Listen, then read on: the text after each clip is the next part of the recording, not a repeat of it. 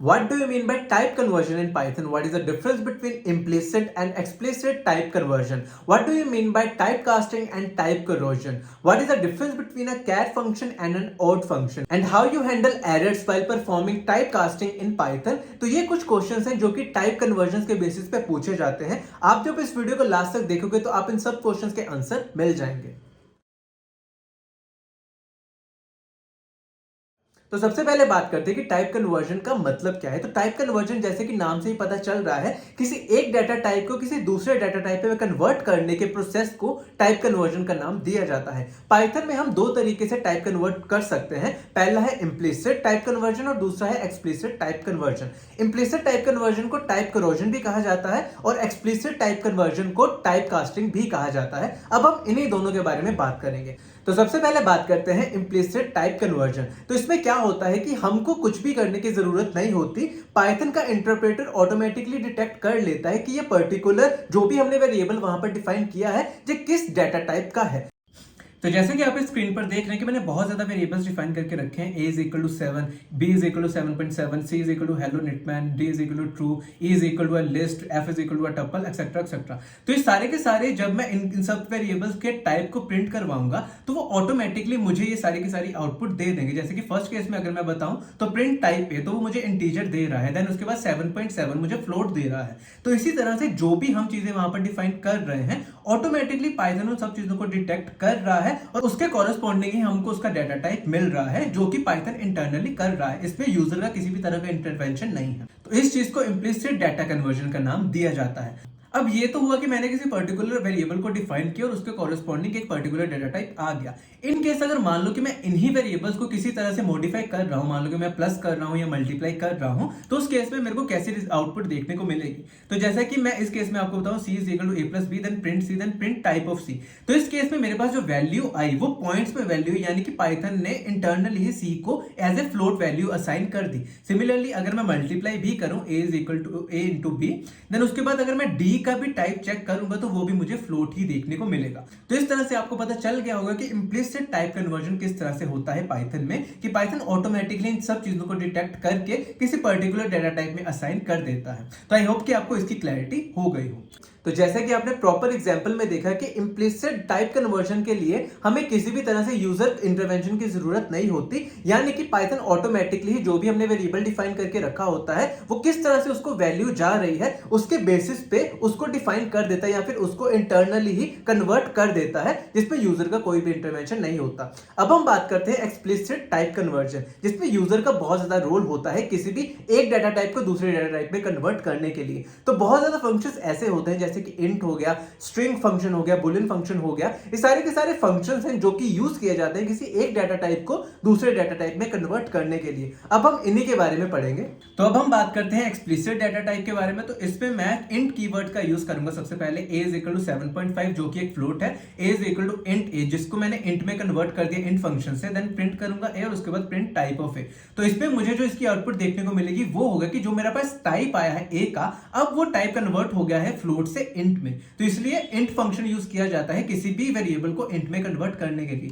Similarly अगर मैं string को भी कन्वर्ट करूं, मान लो 71 एक स्ट्रिंग है उसको मैं कन्वर्ट करूं तो वो भी इंट फंक्शन से मेरा इंट में कन्वर्ट हो गया। सिमिलरली अगर मैं यही एग्जांपल सिमिलरली लूं तो मैं एक फ्लोट में अगर कन्वर्ट करना चाहूं तो मेरे को फ्लोट फंक्शन यूज करना पड़ेगा इंट की जगह। अभी जैसे आप देख रहे हो इज इक्वल टू फ्लोट ए, और जैसे कि आप आउटपुट में भी देख रहे हो कि मेरे पास जो दोनों इन दी एंड रिजल्ट आए हैं वो दोनों फ्लोट ही आए हैं। सिमिलरली स्ट्रिंग में कन्वर्ट करने के लिए str फंक्शन का यूज करना पड़ता है। तो उसके लिए मान लो कि मैंने दोनों एक फ्लोट वैल्यू ली एक इंटीजर वैल्यू ली और उसको बाद में मैंने str फंक्शन से यूज किया, तो आप देखोगे कि आउटपुट में मुझे दोनों के दोनों स्ट्रिंग आउटपुट में आ रहे हैं, यानी कि दोनों के दोनों डाटा टाइप स्ट्रिंग में कन्वर्ट हो गए। तो अब हम बात करते हैं दो ऐसे फंक्शंस के बारे में जो कि एक्सप्लिसिट डाटा टाइप में आते हैं और दोनों एक दूसरे के ऑपोजिट होते हैं, जो कि है ओड फंक्शन और दूसरा है कैर फंक्शन। अब मैं अगर इन्हीं की एग्जांपल दूं, a इज इक्वल टू मैंने एक स्ट्रिंग ले ली और उसको मैं प्रिंट करवाऊंगा ओड में कन्वर्ट करके, तो वो मुझे एक नंबर प्रिंट करके देगा जो कि उसका एक यूनिकोड होगा, यानी कि a का यूनिकोड है एक 65 और उसके बाद अगर मैं डॉलर साइन का करूं तो उसका आ जाएगा 36। इन्हीं का रिवर्स प्रोसेस होता है कैर, यानी कि आपको कोई भी नंबर दे दिया जाएगा, उस नंबर के बेसिस पे उसके यूनिकोड के बेसिस पे उस पे क्या कैरेक्टर आ रहा है उसको अगर डिस्प्ले करवाना है तो हम कैर फंक्शन का यूज करते हैं। तो इस पे अगर मैं प्रिंट करवाऊं कैर फंक्शन का यूज करके ए, देन वो मुझे प्रिंट में ए, और दूसरी बार अगर मैं 36 करवाऊं तो डॉलर प्रिंट करके दे देगा। तो इस तरह से हम इन दोनों फंक्शन को यूज करके टाइप कन्वर्जन कर सकते हैं। ये बहुत ज्यादा इंपॉर्टेंट क्वेश्चन होता है, तो इसको थोरली पढ़ लेना और इसकी और भी एग्जांपल आप कर लेना, क्योंकि मोस्टली इंटरव्यूज में ये चीज पूछी जाती है। अब इंटीजर में ही 3 और टाइप कन्वर्जन आ जाती हैं, जिनमें आपको बाइनरी कन्वर्जन या फिर हेक्साडेसिमल कन्वर्जन और उसके अलावा ऑक्टल कन्वर्जन देखने को मिलती है। इनको डिफाइन करने के लिए बिन फंक्शन, हेक्स फंक्शन और ऑक्ट फंक्शन डिफाइन किए जाते हैं। तो जैसा कि आप इस एग्जांपल में देख रहे हैं कि सबसे पहले a = 77 और उसको मैंने बिन का यूज करके कन्वर्ट कर दिया, तो जो मुझे आउटपुट देखने को मिली वो होगी OB इसका प्रीफिक्स होता है, देन उसके बाद 1001101 जो कि 77 का बाइनरी कन्वर्जन हो जाता है, तो उसका ये नंबर आ जाता है। सिमिलरली हम हेक्स के लिए हेक्साडेसिमल स्ट्रिंग के लिए हेक्स फंक्शन का यूज करेंगे और ऑक्टल स्ट्रिंग के लिए ऑक्ट फंक्शन का यूज करेंगे। तो ये तीनों फंक्शन होते हैं टाइप कन्वर्ट करने के लिए। तो आई होप कि आपको ये एग्जांपल क्लियर हो गई हो। अब हम बात करते हैं इवैल्यूएट फंक्शन के बारे में, जो कि हम इवैल फंक्शन को यूज करके कर सकते हैं। अब जैसा कि आप एग्जांपल में देख रहे हैं a = 2 + 3/3, इसको मैंने स्ट्रिंग में लिया है। अब अगर मैं इसको इवैल के साथ कन्वर्ट करने का ट्राई करूंगा तो ये मुझे प्रॉपर्ली 3.0 इन दी आउटपुट दे देगा। तो क्या होता है कि इसमें एक प्रॉपर आपको इक्वेशन देने की जरूरत होती है। इवैल का अगर आप यूज करोगे तो वो उस प्रॉपर इक्वेशन को सॉल्व करके आपको रिजल्ट दे देगा। सिमिलरली अगर मैं जो स्लैश यूज की थी अगर मैं 2 बार यूज करूं तो ये उसका डेसिमल पॉइंट भी हटा देगा और उसको एज ए इंटीजर में कन्वर्ट कर देगा। तो आई होप कि आपको ये एग्जांपल भी क्लियर हो गई हो। अब हम बात करते हैं कि बहुत बार आपके पास ऐसी चीजें आ जाती हैं जिनको आप एक डाटा टाइप से दूसरे डाटा टाइप में कन्वर्ट नहीं कर सकते। अब मान लो कि आपके पास कोई स्ट्रिंग है, मान लो कि निटमैन नाम से स्ट्रिंग है, a = निटमैन। अब मैं अगर इसके टाइप को प्रिंट करवाऊंगा तो आपको स्ट्रिंग देखने को मिलेगा। अब मैं अगर इसी पर्टिकुलर स्ट्रिंग को इंटीजर में कन्वर्ट करना चाहूं, यानी कि s = int a, देन उसके बाद प्रिंट s, तो इसमें क्या होगा कि मेरे पास जो निटमैन है, निटमैन एक स्ट्रिंग है जिसको हम नंबर में कन्वर्ट बिल्कुल भी नहीं कर सकते। तो इसको जब मैं रन करूंगा तो मुझे वैल्यू एरर देखने को मिलेगा, यानी कि invalid literal for int with base 10 is निटमैन, यानी कि इस चीज को हम स्ट्रिंग में कन्वर्ट नहीं कर सकते। अब इसको हैंडल किस तरह से कर सकते हैं, मान लो कि यही कोड आपने अपने प्रोजेक्ट के कोड में लिख दिया, तो उसके बाद अगर यहां पर अगर लाइन पे वो कोड फट गया तो उसके बाद वो चीज प्रोसेसिंग में नहीं आएगी। तो उससे बचने के लिए हमको कोड को हैंडल करना आना चाहिए, जिसके लिए हम ट्राई एंड एक्सेप्ट का यूज करते हैं। अगर मैं इसी एग्जांपल को अगर मैं ट्राई एक्सेप्ट में ऐड कर दूं तो मेरे पास कुछ इस तरह से आपको रिजल्ट देखने को मिलेगा। ट्राई मैं सारी कंडीशन ऐड कर दूंगा, उसके बाद except print inside except block. जब मैं इसको रन करूंगा तो आप देखोगे कि क्लास उसकी स्ट्रिंग आ गई, यानी कि जो थर्ड लाइन थी वो रन हो गई, लेकिन उसके बाद फोर्थ और फिफ्थ लाइन रन नहीं हुई, वहां पर एरर आ गया और वो एरर सीधा का सीधा एक्सेप्ट ब्लॉक में चला गया और मुझे इनसाइड एक्सेप्ट ब्लॉक प्रिंट हो गया।